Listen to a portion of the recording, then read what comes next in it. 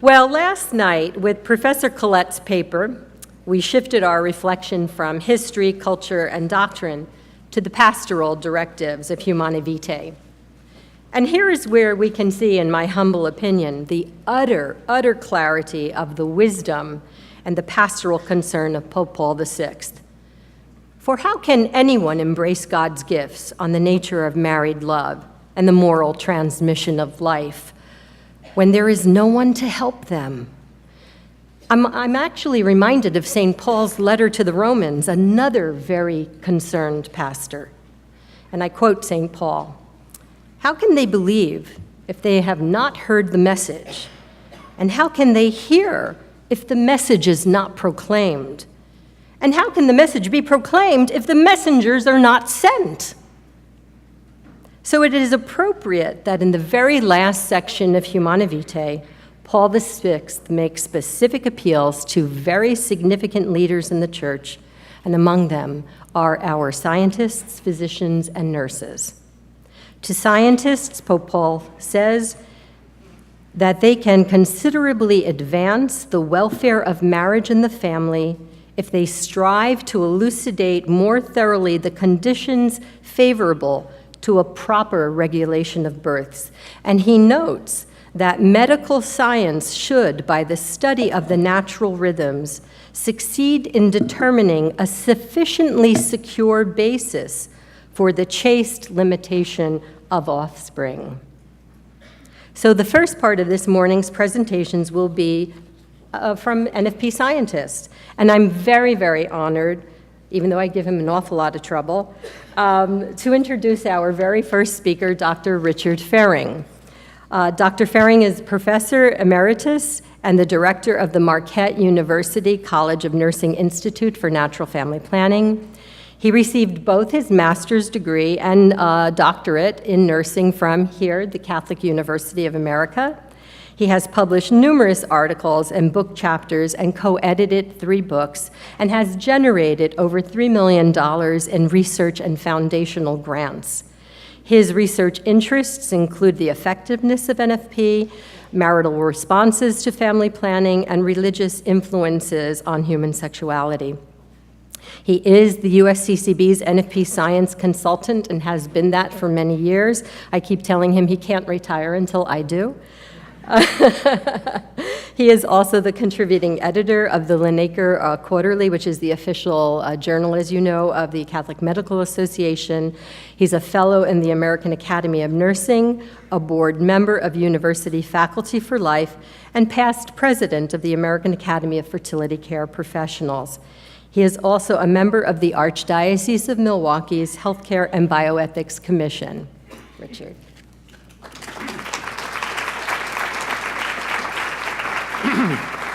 Good morning. Teresa is about 30 years younger than me, so I'm going to have to work a long time.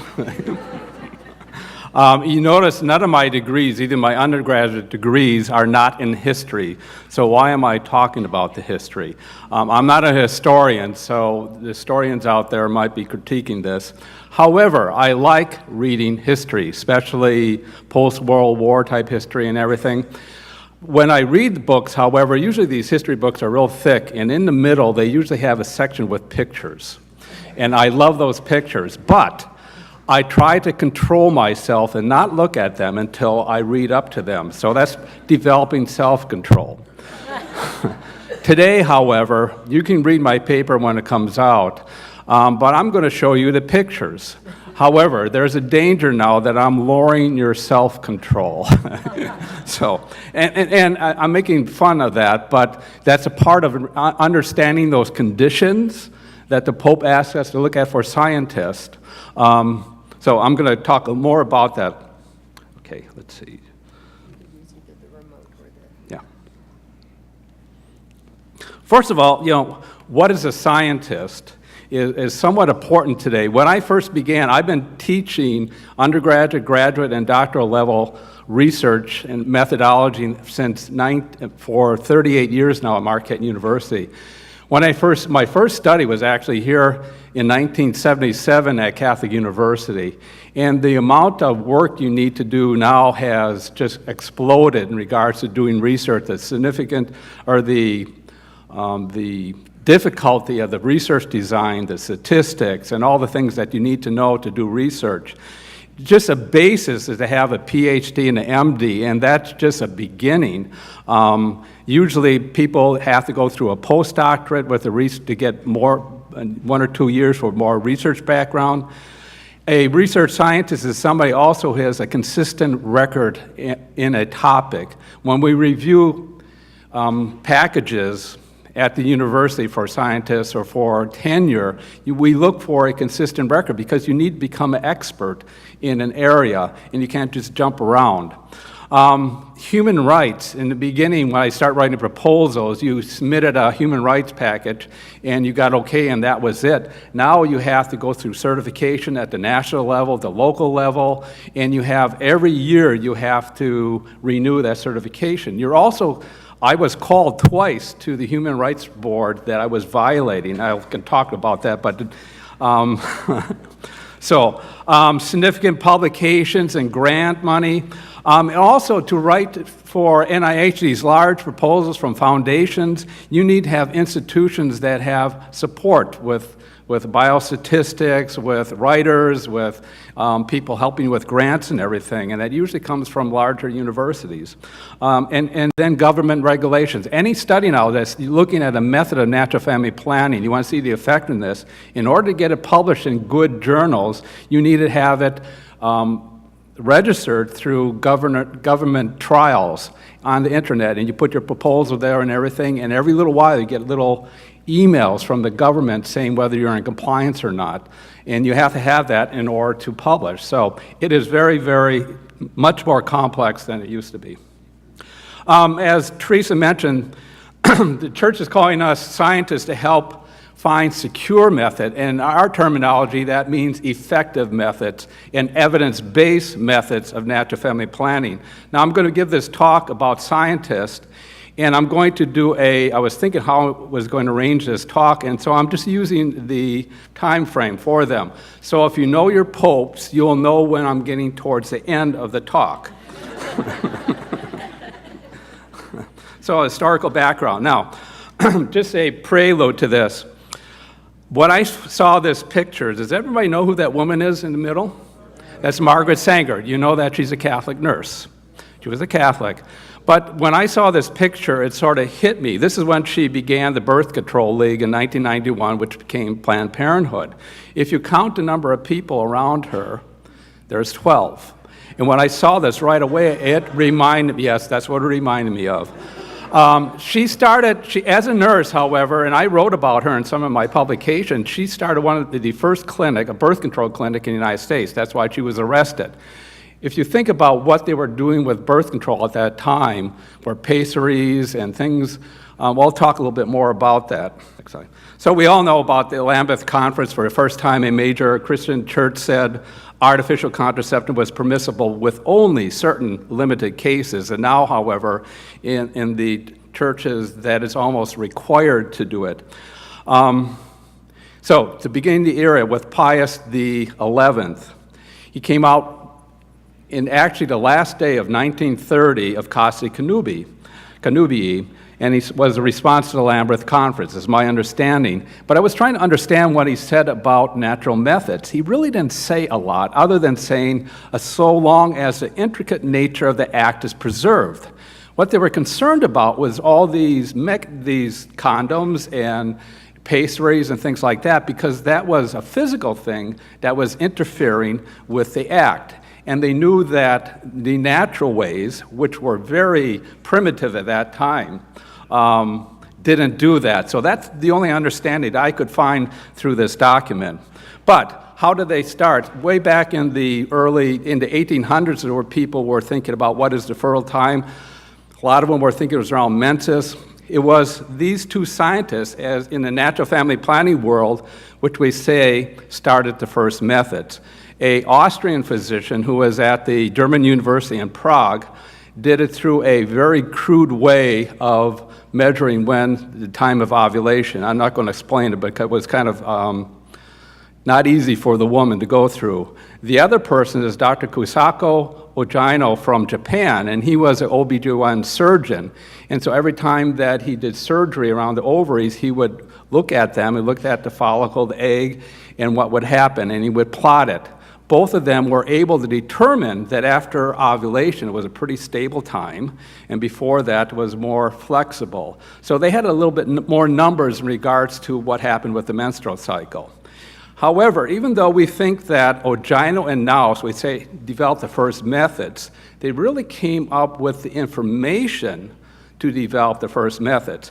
And I think some of this information, maybe the Pope knew about it, I'm not sure, but there's actually two Catholic scientists, two Catholic physicians that were responsible for spreading the methods. I really think they're the ones that started the first methods because that's how people knew how to use them.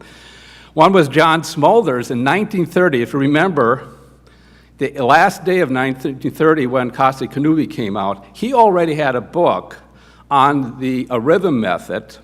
It wasn't called rhythm at that time, but he used the information from Ogino to develop his rhythm method, and the Catholic Medical Association from the Netherlands published a book and spread it through Europe.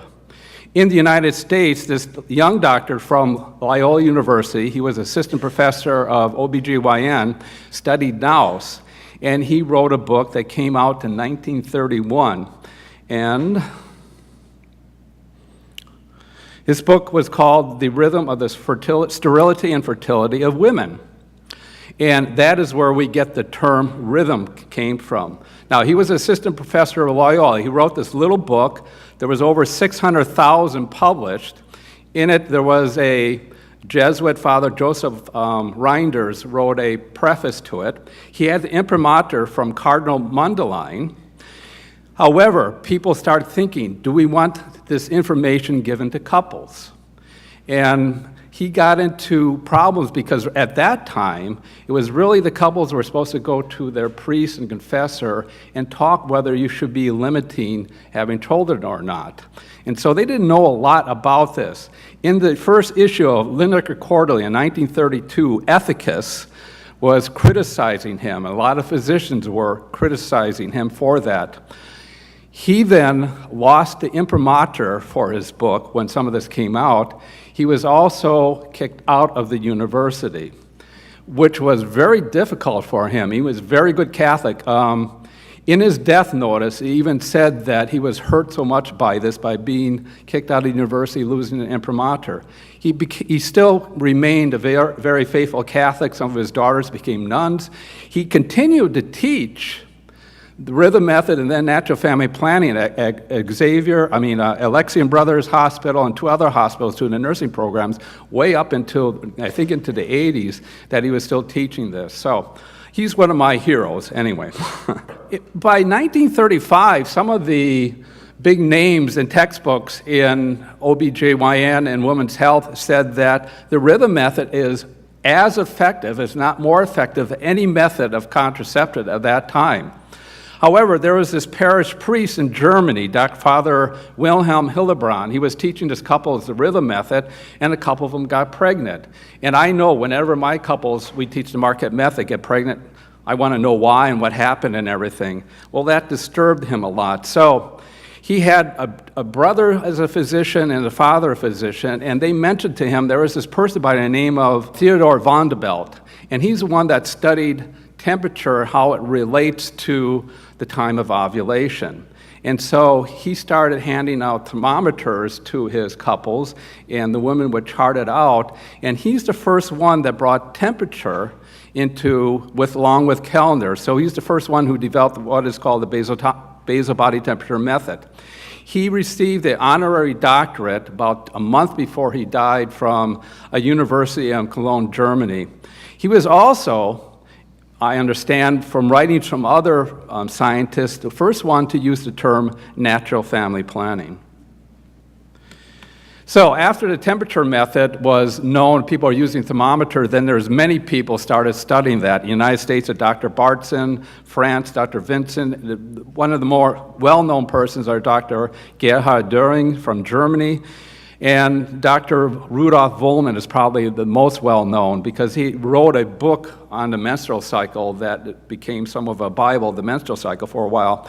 He was born in Switzerland. He studied in Switzerland, but he came over to the United States, became a U.S. citizen, and he worked at NIH for many years, and then he went back to Switzerland. Now, is he a Catholic scientist?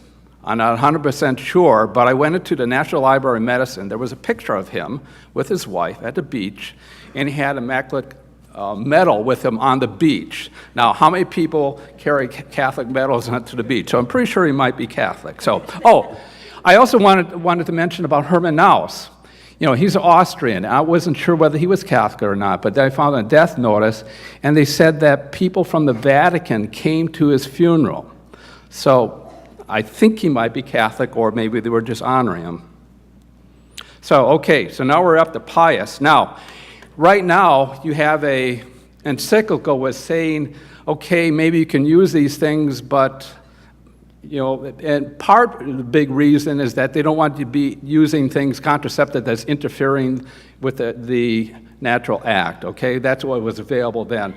There's a big, and right after, you know, during the 40s, obviously World War II, people's minds were at that, and there wasn't a lot of development. But all of a sudden, Pius XII, addressed to Italian nurses in 1951, made a huge leap in regards to our understanding what he wanted to do.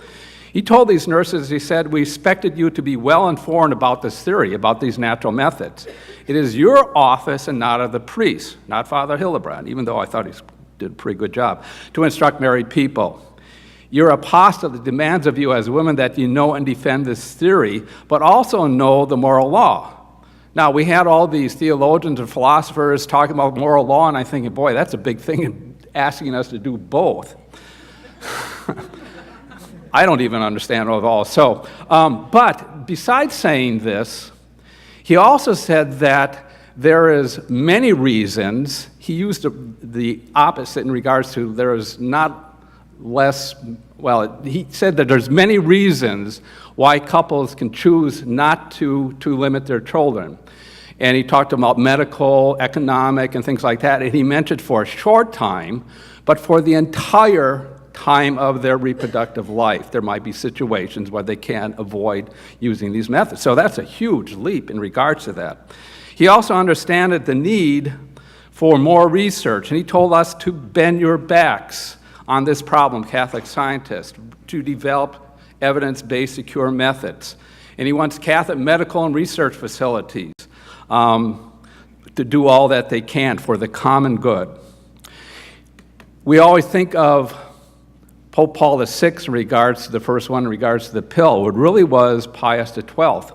Now, Margaret Sanger was really impacted really what was happening or pushed the future because she married a person who was 3-in-1 oil. She used his money to help develop the new pill.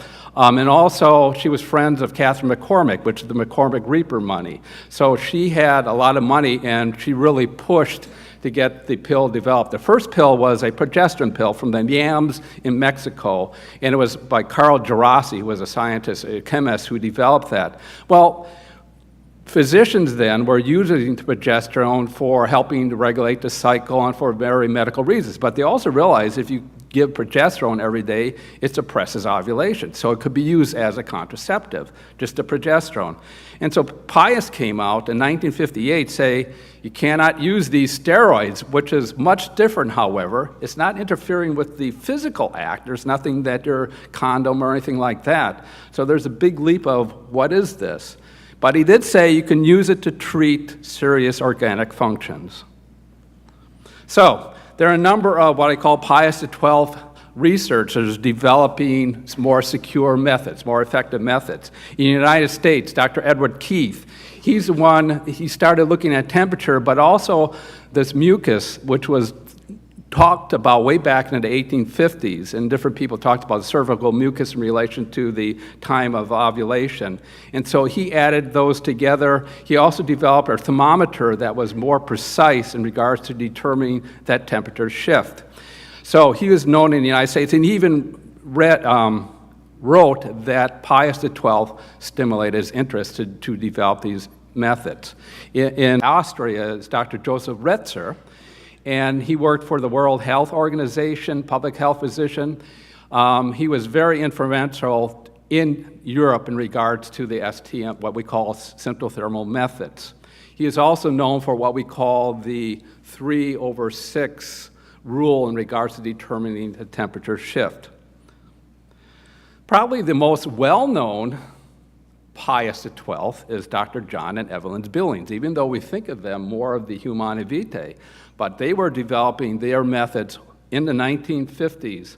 The Cardinal of Melbourne, the Archbishop of Melbourne, went to a priest who was a friend of the Billings, asking, we want somebody to work on better methods. So he approached Dr. John Billings. They were working with symptothermal at that time. Then Evelyn came along and noticed that the cervical mucus seems to be a good marker for beginning and end. So why don't we just use the mucus, make it easier? So they developed what we call the first ovulation method, now very well known as the Billings ovulation method.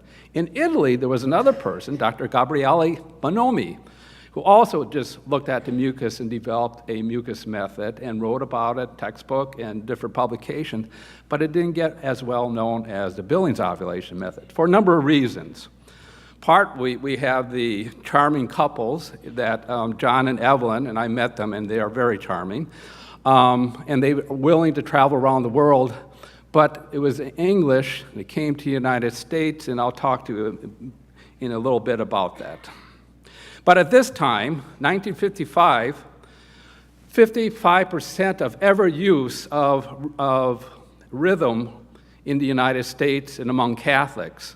Very little sterilization. But as you can see, as years go by, sterilization goes up, the use of pills goes up, the use of rhythm or natural family planning goes down. In the last 2 decades, the rate of using modern methods of natural family planning is about 0.1% among sexually active women who are using contraceptive. About 62% women are on contraception at one time as current use.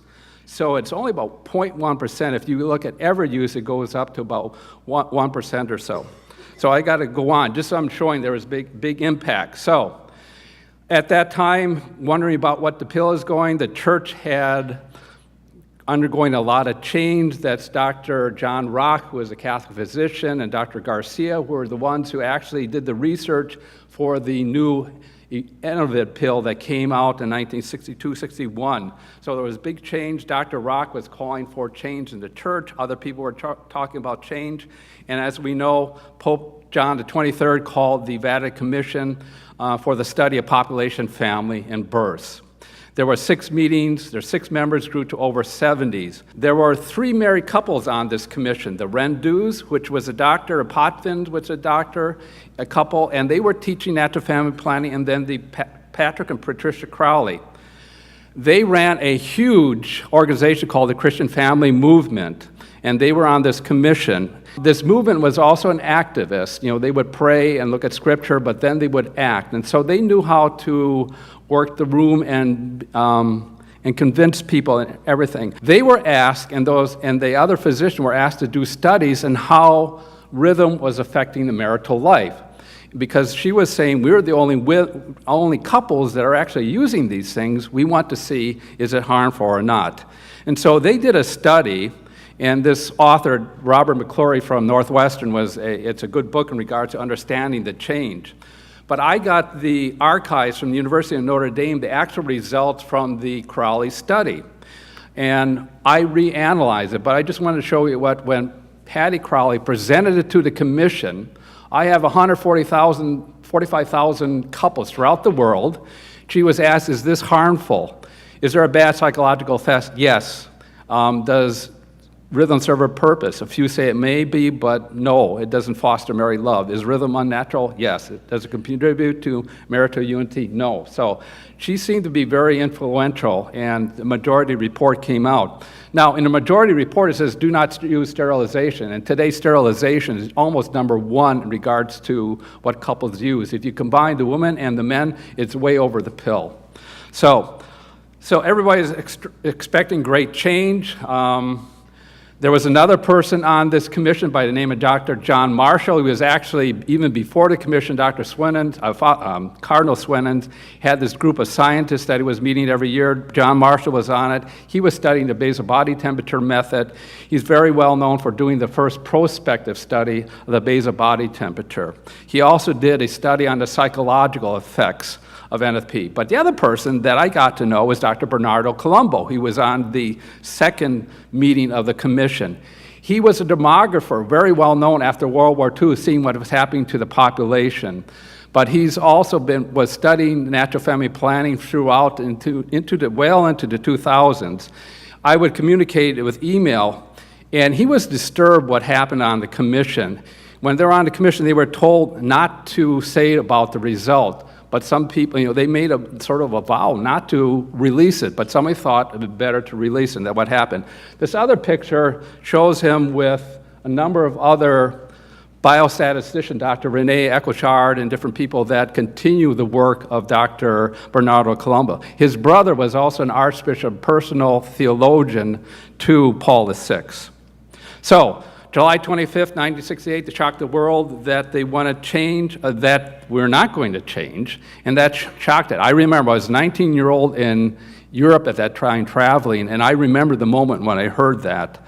So he said, however, instead of harming conjugal love, it provides a benefit. Fully developed personality enriches your spiritual values, fosters attention to one's partner. Remember, we were talking about selfishness. Well, it drives out selfishness, natural family planning. So if you're looking at not being generous, as somebody said, do you really want to use periodic abstinence if you're an unselfish person or a selfish person? So it drives it out. I'm wondering, how did the Pope know this? Well, Rendu was doing studies. That's the other person, the other physician on it. He did qualitative studies, and if you look at these indicators, he came up and categorized them. They're somewhat similar to what the Pope put into, instead of harming, it actually helps couples' marital life. At least that's my theory. So, some of the Pope Paul VI continued to ask more scientific research and intensify, support it with funds. After the funds, the United States bishops gave a large amount of money to develop the Human Life Foundation. And they had you can read what it's a non-sectarian organization, the first scientific advisory board committee foundation, including 6 Ph.D. and 10 M.Ds. They had a large conference here in the United States called the Arley House Conference. It was co-sponsored by NIH. They had 19 papers, 59 attendees. But the two big ones that people were interested in were the Billings method and the symptothermic method. At this conference, the NIH person said we should use the term natural family planning. So that is actually the federal government saying natural family planning is the term.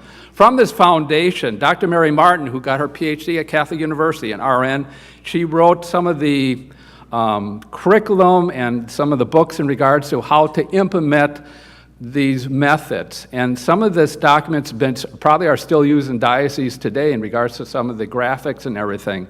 But they were also used in large studies that were funded by the NIH and the World Health Organization.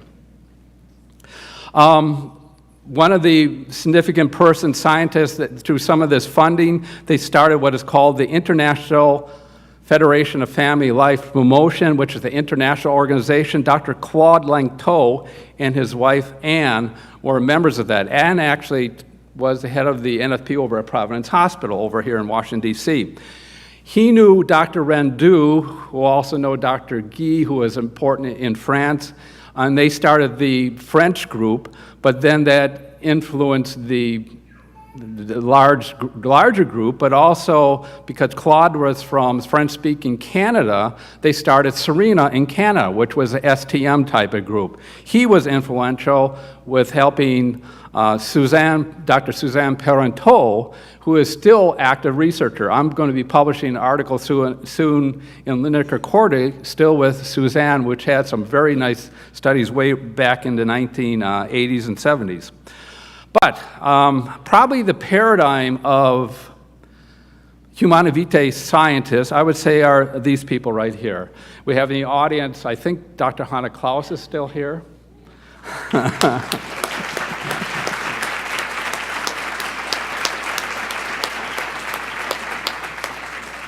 Dr. Klaus was an assistant professor at St. Louis University. She traveled to Sydney, she met the Billings, and she came back, and she developed the first study in the United States of the Billings ovulation method, effectiveness study.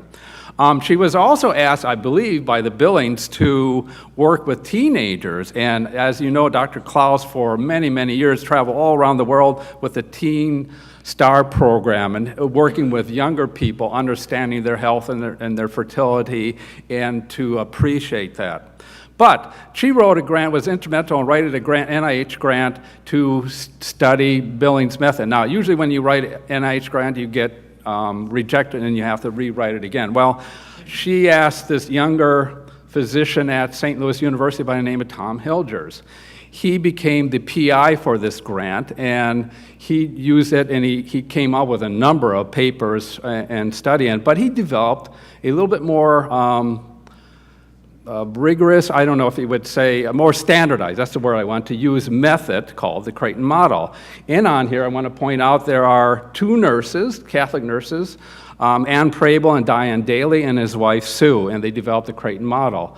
He's also known for integrating medicine within women's health called nanotechnology. So then we have the Paul II internet scientist. If you read Evangelium Vitae, the first thing that he called us to do for developing a culture of life is to have centers and natural methods of regulation. That's what he would like to see. He also wanted to be integrated with healthcare, but also teaching married couples, not waiting until they're pregnant and coming to us. That's a difficult time. So he is very proactive in regards to what we call natural family planning. He also wanted the Catholic universities to be involved. And you know that just about every Catholic university is involved with natural family planning. So I was stimulated by Dr. John Brennan, who was from Milwaukee. There was actually another commission in the United States going on, but John Brennan came up to me. The faculty at Marquette and the physicians at St. Joe's Hospital would eat together, and John said, I want you to start a natural family planning program at Marquette. I said, okay. I was in cardiovascular nursing doing things. I wrote a grant, and I had two people actually go to Creighton to learn how to be Creighton providers. We started doing Creighton in 1985, and when I wrote that grant, I said, that's it, but I became involved ever since, and I've been doing a lot of research, but connected to this, I'm not alone at doing the research. Dr. Mary Lee Barron, who is at St. Louis University, Catholic University, was doing research. She's now at Southern University. Dr. Kathy Raviel is another Marquette person. Dr. Thomas Bouchard, a very young physician, he was the president of the Catholic Federations of Canada, is very active with this. I also have a couple of my doctoral students here that are going to continue that work, so it continues. Probably one of the most active researchers in the United States. I only have about 3 or 4 slides, so be calm. In Germany, there is a Arbeits group, a special science group that works on methods of natural family planning. They work with their Sensi Plan group, which are the teachers, but they also got federal funding from Germany, and they continue to get some money through the group that they work with and other funding.